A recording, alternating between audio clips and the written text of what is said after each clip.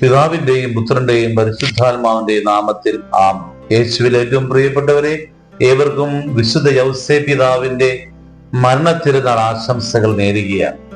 വിശുദ്ധ യൗസേപ്പ് പിതാവ് ഇന്ന് തരുന്ന ആദ്യത്തെ സന്ദേശം, യൗസേപ്പ് എന്ന വാക്കിനർത്ഥം ദൈവം എന്റെ സമൃദ്ധി എന്നാണ്. നിനക്ക് ജീവിതത്തിൽ എന്താണ് സമൃദ്ധി?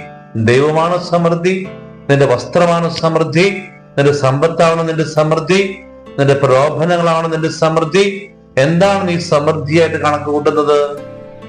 ദൈവമാണ് സമൃദ്ധി. ഉദാഹരണം പറയാം. പഴയ നിയമത്തിൽ ജോസഫ് ഉണ്ട്. ജോസഫിനെ അവന്റെ സഹോദരങ്ങൾ ആ കുഴിയിൽ തട്ടിയിട്ടു.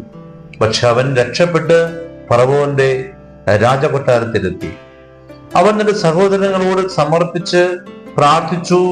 അവരോടുള്ള ആ വിദ്വേഷമില്ലാതെ പകയില്ലാതെ അവൻ സഹോദരങ്ങൾക്ക് വേണ്ടി പ്രാർത്ഥിച്ചു. സഹോദരങ്ങൾ രാജകൊട്ടാരത്തിലെത്തി. പട്ടിണിയും പരിവട്ടവും വന്നപ്പോൾ ഈ ജോസഫ് അവർക്ക് സമൃദ്ധിയായി കൊടുത്തു. സ്വർണം കൊടുത്തു, വെള്ളി കൊടുത്തു, അവർക്ക് ധാന്യങ്ങൾ കൊടുത്തു. തിരിച്ചുപോയി. ജോസഫിന് ആദ്യത്തെ കുഞ്ഞെനിച്ചു. ആ കുഞ്ഞിന്റെ പേരാണ് മനാസെ. അതിന്റെ അർത്ഥം മറക്കപ്പെടട്ടെ എന്നാണ്. വീണ്ടും സഹോദരങ്ങൾ വന്നു. അവർക്ക് വീണ്ടും ധാന്യം കൊടുത്തു, സമ്പത്ത് കൊടുത്തു, അവർ സമൃദ്ധിയായി പറഞ്ഞു വിട്ടു. രണ്ടാമത്തെ കുഞ്ഞ് ജനിച്ചു. അവന്റെ പേരാണ് എഫ്രായേൽ. അർത്ഥം വളർച്ച, ഉയർച്ച. നിനക്ക് ദൈവം എന്താണ്? സമൃദ്ധിയാണോ?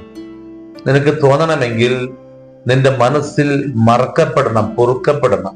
നിന്റെ സഹോദരനോട് സഹോദരിയോട് വിദ്വേഷം, വെറുപ്പുണ്ടെങ്കിൽ ഈ സമൃദ്ധി കുറഞ്ഞുകൊണ്ടിരിക്കും, ഉറപ്പാണ്. സമൃദ്ധി ഉണ്ടാകണമെങ്കിൽ മനസ്സിലെ വെറുപ്പ്, മനസ്സിലെ വിദ്വേഷം മാറട്ടെ. ദൈവം നിന്റെ കുടുംബത്തെ സംരക്ഷിക്കും, തിരുക്കുടുംബമായി തീരും. ഈശോ അനുഗ്രഹിക്കട്ടെ. ആമേൻ.